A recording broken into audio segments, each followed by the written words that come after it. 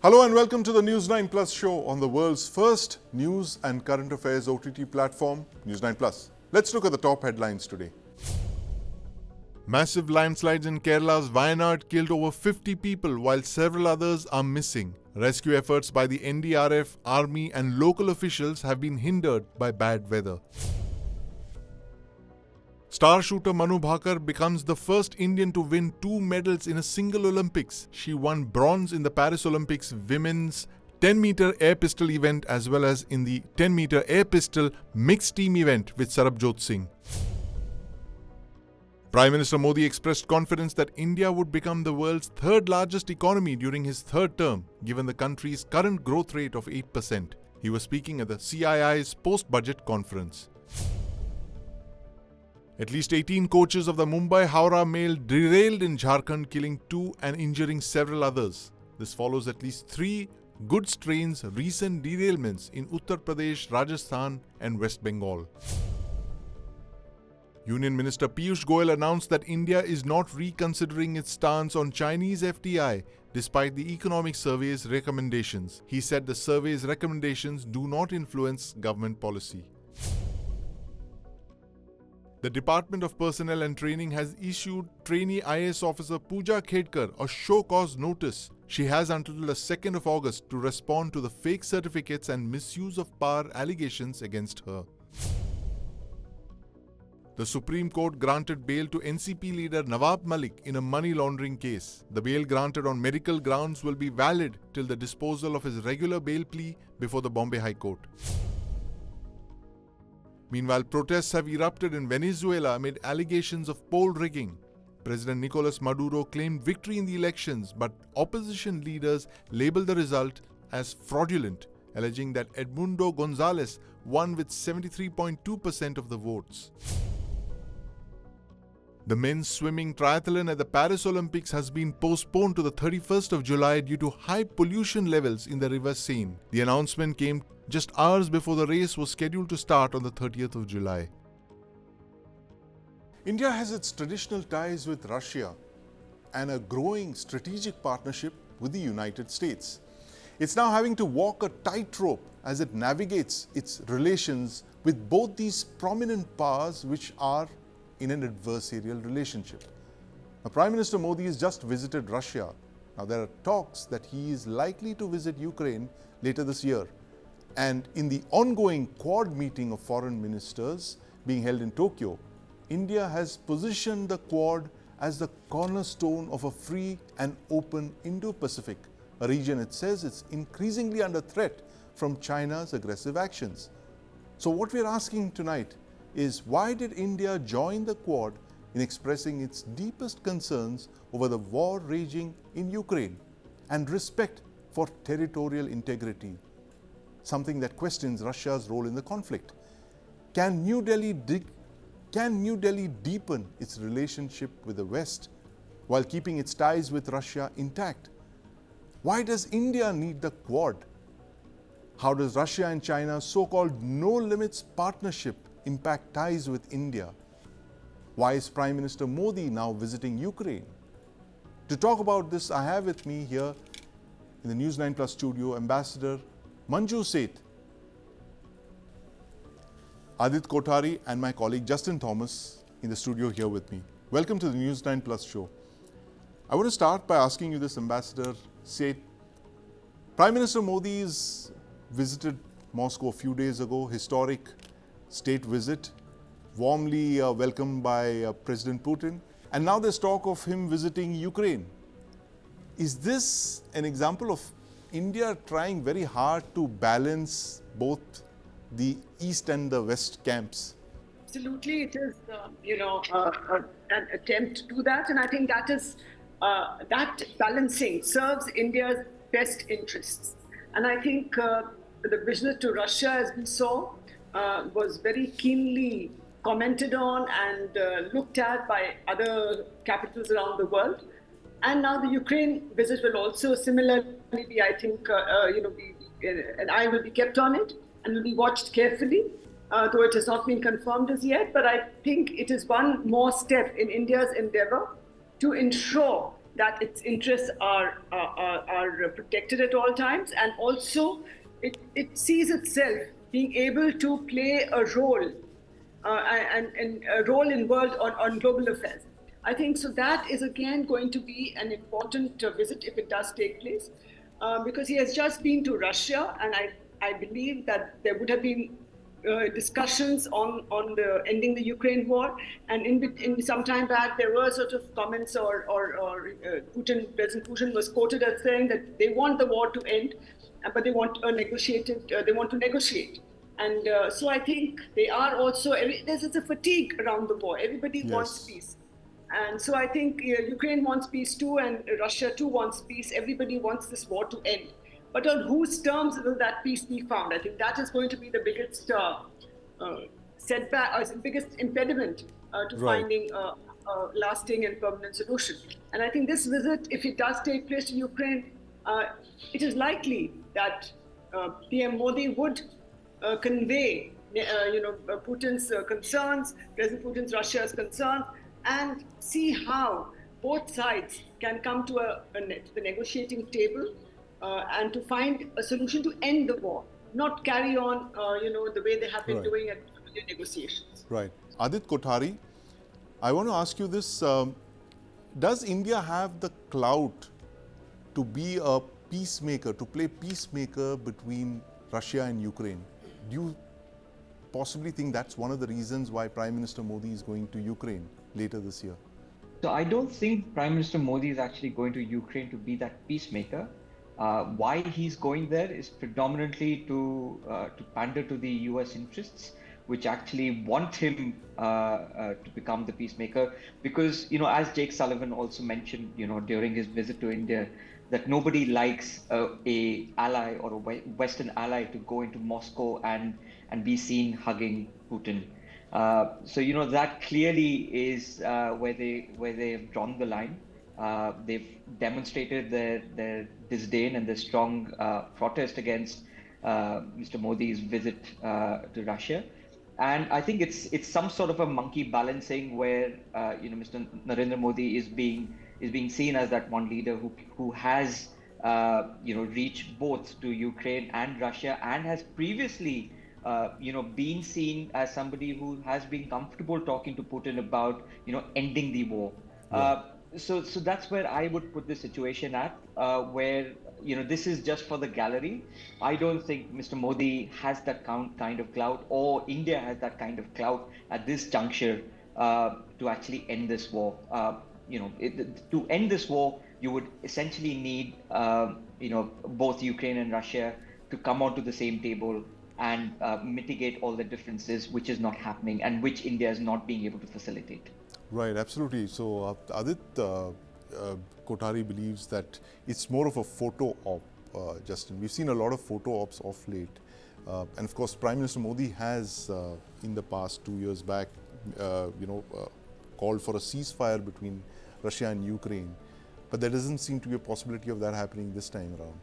This is more like balancing with a photograph. I think what the West and the East knows, that India is in a very unique position, where they are in good relationship with both sides. So West has clearly indicated to India that you need to step up and show from your side, okay, we'll give you support, we'll help you out when it comes to China, but you also need to do your part and play a role in that. And the Russians also understand the fact, the situation that India is in, and in the recent meetings also they had made very clear that they understood that when India took stand in United Nations, and sometimes they didn't take part in that, and Russia understood that. So I believe that Russia also understands India's unique position. So allowing, if there is a possibility, even a speck of possibility, because I believe Modi is a personality whom I don't think would be just a photo op kind of situation going to Ukraine, because I believe he needs to wants some deliverables. Exactly, deliverables that he needs to put it out in front of the world. Yes, I have done this, and that plays to his constituents, his character. So I believe it might not be, but it will be a push forward towards where these two sides can come, because anyways they have made it clear, Russia has made it clear what they require from Ukraine, which is non-negotiable. Yes. So anything around that Modi can help out could be playing a role. Nothing more than that. Nothing probably. more than that. So there would be a visit, but with some deliverables. There would be some tangibles that India would want from that visit to Ukraine, though one doesn't know what that could be at this moment.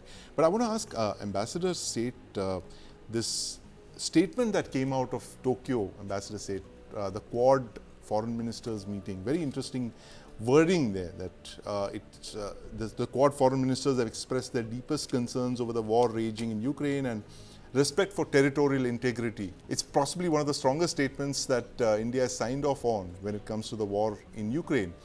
Why does India really need the Quad? Tell us why it's so important for us to be part of this quadrilateral of democracies, as it's called. At what is happening around the world and how, if China especially is laying claim to other people's territories and is trying to bulldoze and to frighten smaller countries, and we saw what happened with the Philippines recently in the South China Sea, and in all regions it's trying to to sort of assert itself and to send messages to the smaller countries, and including to India and the US, that it can and will control sea lines of communication if necessary. So it's every step is in that direction. So that threatens the security of maritime navigation, and India especially, that is a very important sea line, including in the Indian Ocean, where China has built up its sort of bases and is trying to see now how to control and increase its influence across in the Indo-Pacific, in the Indian Ocean, in the South China Sea. Everywhere it is trying to do that, and of course on our borders. So India is definitely feeling a bit threatened, and it needs friends. And in this particular case, India has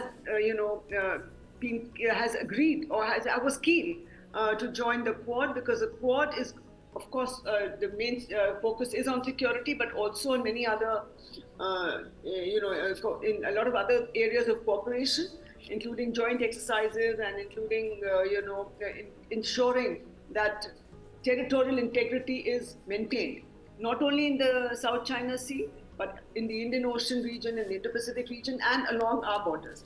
But having said that, I think China is not going to be so easily,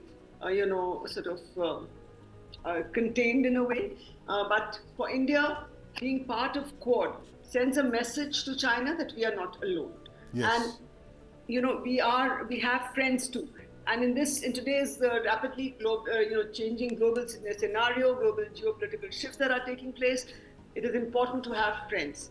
And I think that is, and also, as very rightly mentioned initially, the balancing has to be there. Though we are not absolutely a very big maritime power or a very big maritime, nation, but we are increasing our capabilities along with the help of our friends, and I feel that this India's being a part of Quad is important for India from many from different perspectives, including, as I said, from the China factor, but also for its own security, and to ensure that there is freedom of navigation, the sea lines of communication are not hampered or are not. Ships are not allowed, are not prevented from from going or from plying in the oceans.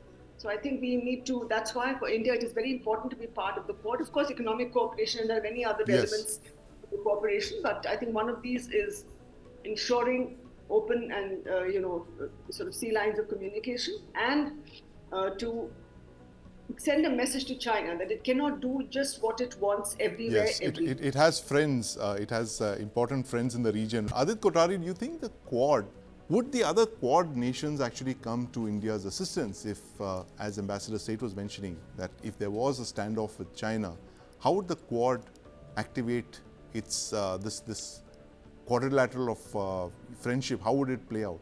So I'm certainly no oracle to predict whether the Quad would essentially come in to help India at that juncture if there was a proper military standoff between India and China. But what they do present in this scenario is a deterrent.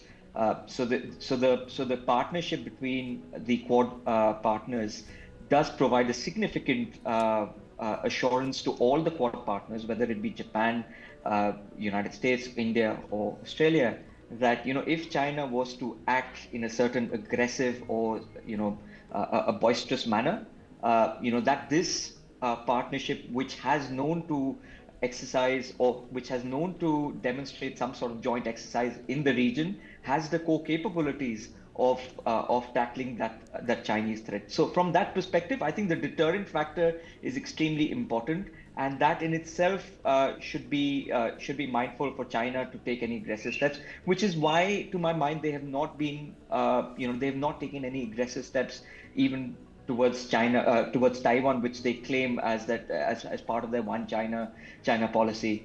So we have to bear in mind that Taiwan is the sort of apple in the eyes of the Chinese, and India is sort of way down the line. The border between India, the border issues between India and China, way down in the priority line.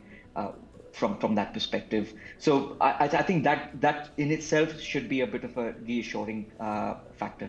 Right. That the fact that the border issue between India and China is not a priority anymore, Justin. It seems to be Taiwan, and as long as China's attention, the dragon's attention, is on the Taiwanese apple, as Adit was mentioning, I think India has a few more years, if not a decade or so, to prepare. So if you compare Taiwan versus the Ladakh region, obviously Taiwan takes center stage. I think that in itself gives us time to prepare, to ensure our forces, our strategic requirements are in place to meet that situation. So India also is in a kind of situation like you are one side you have Quad, and then Russia, which is nudging India and China for the RIC thing, yes, to revive it, to bring it into forward. So again, it's a choice that China also has to make at the same time. That do they antagonize the Indians so much that the Russians also find it difficult? Because right now for the China-Russia partnership, China is the senior dominant partner. Absolutely. So in that case, yes, while Russia is pushing for that, I think for India right now is to ensure that we are prepared ourselves so that we don't face what Taiwan is facing right now. Right. If the situation doesn't come down to that level, that it could be trigger any time right now. So that's what India has to be prepared for. Yes, absolutely. And meanwhile, the other interesting balancing act that's possibly underway, Justin, is Russia balancing India and China. The fact that it's very good friends with India, but it needs China in the short term, certainly in the next couple of years, given the kind of pressure it's facing from the West. I'm going to ask Ambassador Seth about this. How does Russia balance India and China? It needs both countries. It needs India certainly for the fact that we've been one of the largest buyers of Russian oil in the last couple of years, but also the fact that we are strategic partners, and it looks good to have the world's largest democracy on your corner, as and when Prime Minister Modi meets President Putin, of course. But how much of a balancing act, Ambassador Seth, is it for Russia really, between India and China? Both countries, world's longest disputed boundary, almost 4,000 kilometers. We've had skirmishes 4 years back. How does Russia balance both these very critical relationships? Yes, they are both critical for Russia, and I think Russia has to do the balancing act in a way that it is able to balance the two, because China would definitely, I feel, put pressure on Russia, given that it's the senior partner. It would, in the relationship, it would try and influence Russia to not support India at crucial moments. But I think Russia also understands that, yes, China is, if you go back a little bit in history, Russia and China were hardly, on talking terms. Yes. At some point of time. But their relationship. They even fought a brief border war in the late 60s. Yes, so they were not very, have not been very good, should I say, on friendly terms. But given after the Ukraine war, Russia has felt isolated. And plus, it has a lot of trade dependencies with China, like I think most of the world. And so I think that it has to balance that out and ensure that its interests are not compromised. But at the same time, with India, and as you very rightly said, it's the world's biggest democracy, and they would like India to be part on their, to be with them. And India has no option either, because it's a long traditional, relationship which has gone through many, it has hardly gone through many ups and downs. And it has been a very steady relationship. Yes, in between a little bit, but otherwise, at all crucial junctures, they have stood by India. China, and by and large, India has also stood by Russia, as we can see in the Ukraine war and buying their oil, etc. We have ensured that we also balance our relationship.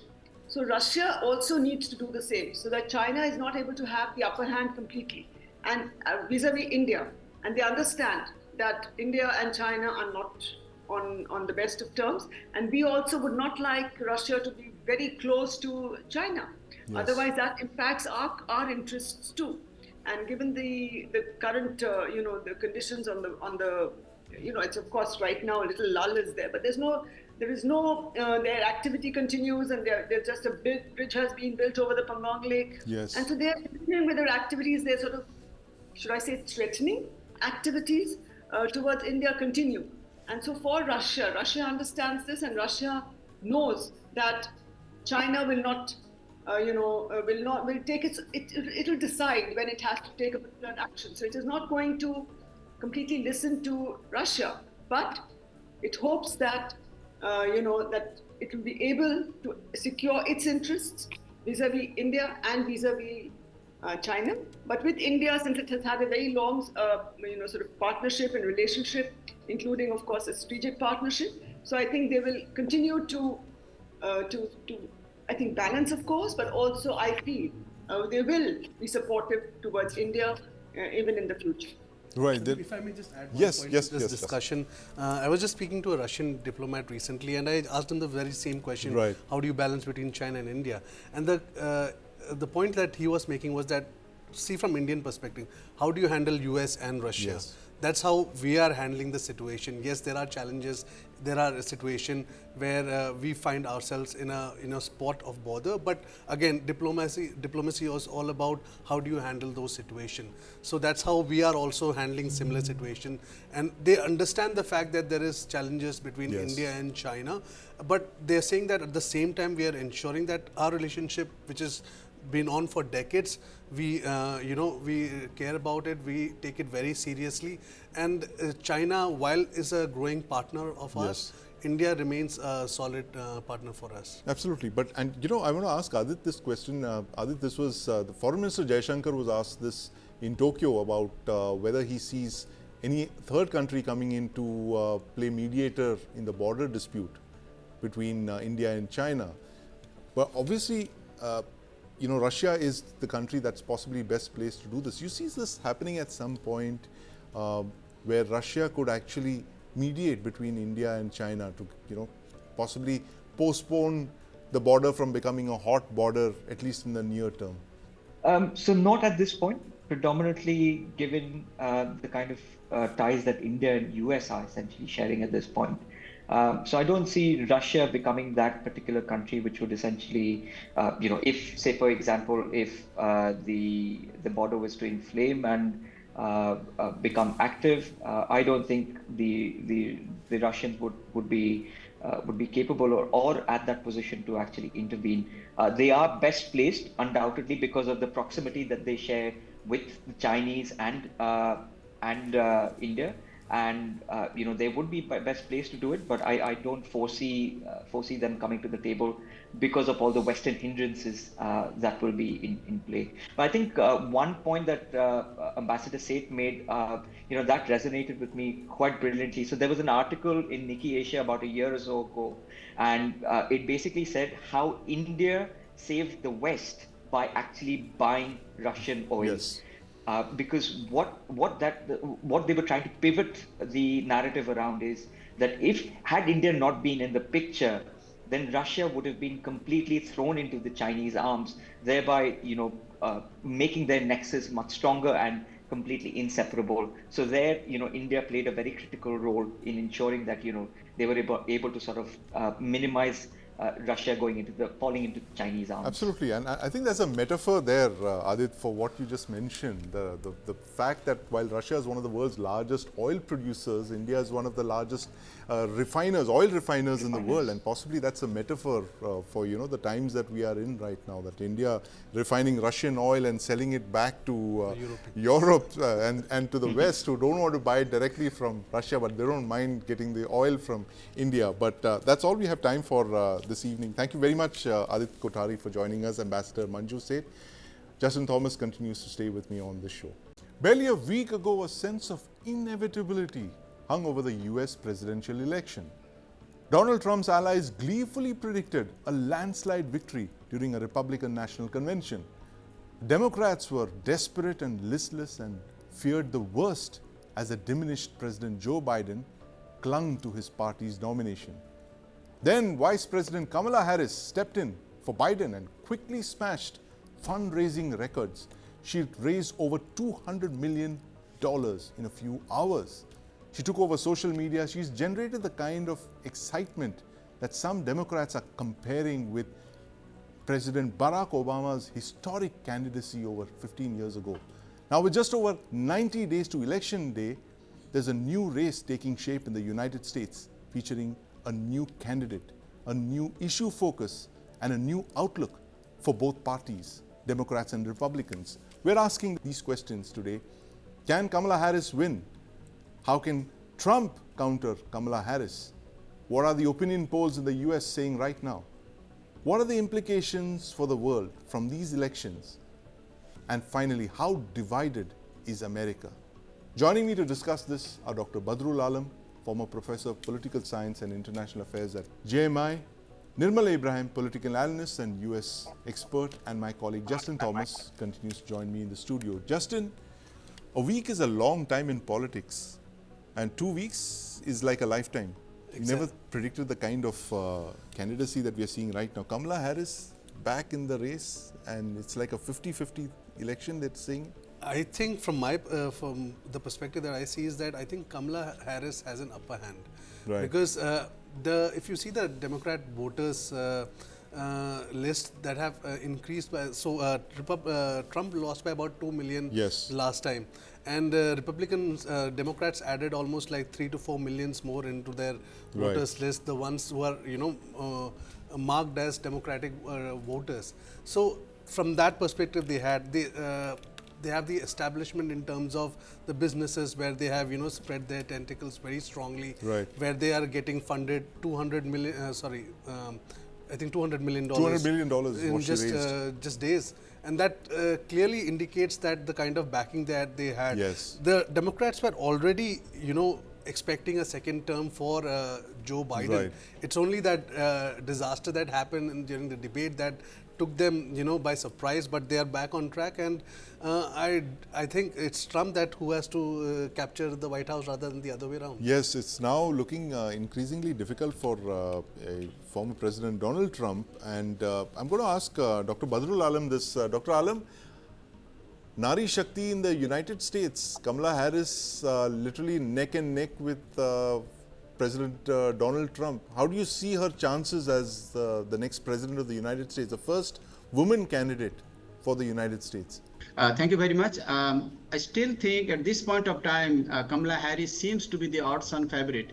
But I would also use a bit of caution in terms of the polls that we get from NBC, Wall Street Journal, ABC News, CNN, etc. I can give you just very quickly 2 or 3 examples. In 1948 election between Harry Truman, a Democrat, and Tom Dewey, a Republican, it was so close that nobody knew exactly what will come about. And the day of the election result came out, the Chicago Tribune came out with that famous caption, Dewey defeats Truman. And so Truman was gleefully showing that to the world. It is Truman who won. Right. In 1960 election, John F. Kennedy squeezed past Richard Nixon by just few thousand votes at the very end.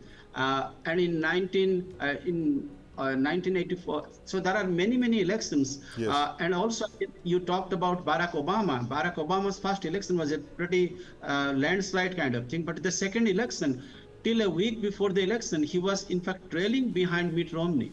And in Yes. 2016 also, if you recollect, Hillary Clinton at this point of time, 3 months ahead of the election, she was ahead of Donald Trump by 6 to 8 points. Yes. But in the election that happened in November, she lost to Donald Trump. So I think I will take it with a bit of caution. But yes, I do agree that in terms of the popular vote in last election in 2020 and 16, both Hillary beat Trump. But in American election, it's all about who can get 270 out of 538 electoral college. So I think Yes. again it comes to those 6 or 7 swing states as to who Right. can swing and what advantage. Absolutely. And Nirmal Abraham, it's a 50-50 election as what they're calling it right now. It earlier appeared that Trump was going to win by a landslide if Joe Biden were the candidate. But right now, it looks like it could go either way. It could either be Kamala Harris or it could be Donald Trump. But the larger issue what we've discussed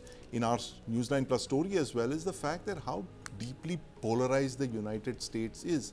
It's not a pole, it's actually polarization that's being talked about. The kind of rhetoric that's emerging out of the United States makes our elections look very sane and very,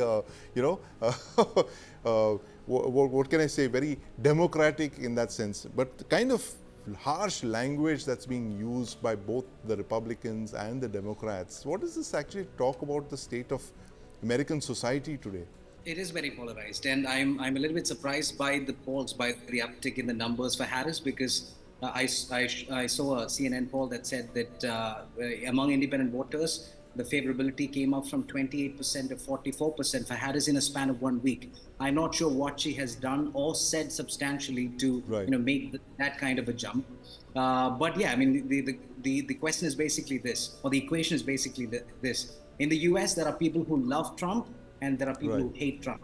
And there are people who are in between the independents. I think Yes. a lot depends on what the independents decide, because the people who are going to vote for Trump, no matter what Trump does, how many times he goes to jail or what he does, they don't care. They will Right. still vote for Trump. Right. The people who hate Trump, regardless of who the candidate is, let it be Kamala Harris, Gavin Newsom, Michelle Obama, or even Joe Biden, I would say that they would still vote for the Democratic Party, not for the candidate.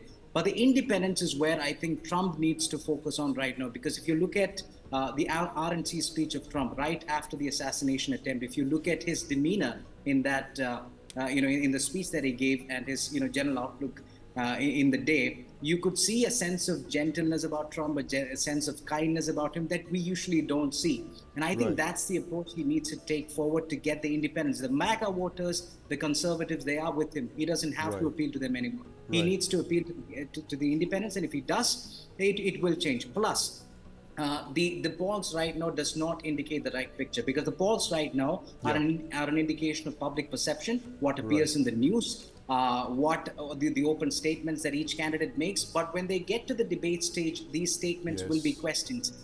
Their opinions will be challenged. For example, if Kamala Harris says, I am here to stand for the victims, he would ask her, what about the victims in Palestine? If she talks Right. about the economy, he would ask her, what about inflation that came up 3 times? Why are gas prices twofold now? He would ask those questions. Similarly, for Harris, she could point blank ask his opinion on abortion, which could negatively affect Trump as well. So I think a lot depends on how the debates go, the Right. to and fro exchange that we are all waiting to see. That's when I think the polls actually matter. Right, absolutely. But, as of now, Justin, it looks like it could go either way as we've been talking. It's just like neck and neck, literally, both Trump and Kamala Harris. And Trump actually looks like the old man now, right? He's almost 80, and he's up against a candidate who's 20 years his junior. But of course, Kamala Harris also inherits the anti-incumbency of the Biden administration. She does. And Trump, after the assassination bid on him, there have been obviously a lot of sympathy wave. The question is that how long can you hold that sympathy wave? Yes. And also because if you see, I just wanted to give a comparison, like for example, the Indian elections, the Ram Temple issue, when that Yes. thing came up, everyone was gung-ho about the fact that it's going to be a landslide for Modi government, which never happened. So again, these things tend to change very quickly and very fast at the ground level. And as our guest just mentioned, the issues like abortion, the issues like illegal gas immigrations, prices, that Kamala is on back foot because she was the designated person to handle the border issue, but she never came through. In fact, they are trying to push through a bill where they are trying to ensure that the illegal migrants become voters, and that's being played up by the Republicans saying, see, this is their agenda, that's what they're trying, just to win the election, they can just go to any extent. So clearly both sides have issues where they can play in front foot to ensure to push down the opponent, and this makes it more interesting as to who's going to come on top at the end of the day. And right now, Trump and Kamala Harris are on equal terms when that comes to fore. Almost neck and neck, but as Nirmal Abraham pointed out, that it's going to be the debates that are really going to swing the undecided voters, and that's what both sides will be looking at. But I want to ask Dr. Alam this, how is the world looking at it right now, Dr. Alam? These US elections, possibly every US election matters because the US president is the most powerful individual in the world, and what he says or does matters greatly for the rest of the world. But how is the world really looking at these two alternatives, Kamala Harris and Donald Trump? I think at this point of time, since we have already seen the first term of Donald Trump and also Kamala Harris as a vice president to Joe Biden for the last 4 years, I think what we see is a more predictable pattern in terms of, I think if Trump comes back, if it is Trump 2, for example, we'll see America first, make America great again, pulling out from the Paris climate change talks, not putting all eggs in NATO basket, taking a different views on Ukraine, not being that receptive to the Indo-Pacific architecture, etc., etc. If the Kamala Harris comes, I think definitely there will be more support for the Ukraine things, for the NATO things, for the climate change, etc. So I think broadly speaking, I think we can see some systemic differences. As far as China is concerned, I think both sides will have a very hard stance on China. But again, there may be some nuanced changes here and there as far as even China is concerned. So I think broadly, we have seen that whether it's a Democrat or a Republican at the White House, basically the world remains the same. It would like to be a unipolar world. It would like to be a dominant player. It would like to be a hegemon. But having said that, in terms of the nitty-gritty details, there may be changes here and there between hardcore Republicans like Donald Trump and Kamala Harris, a Democrat. Right, absolutely. Nirmal Abraham, how do you see the world reacting to what could be a inward-looking United States under Trump and more of the same under Kamala Harris, literally a second term for Joe Biden, as some argue? Right. I think now there are a couple of issues at stake as far as outward looking is concerned, because unlike the last election, now we have a couple of issues. One is the Russia-Ukraine war. Trump has promised that he can actually have a war with Putin and put an end to this we don't know if that's true or not, but that's something that it's at stake. The Israel-Palestine war is something that it's at stake.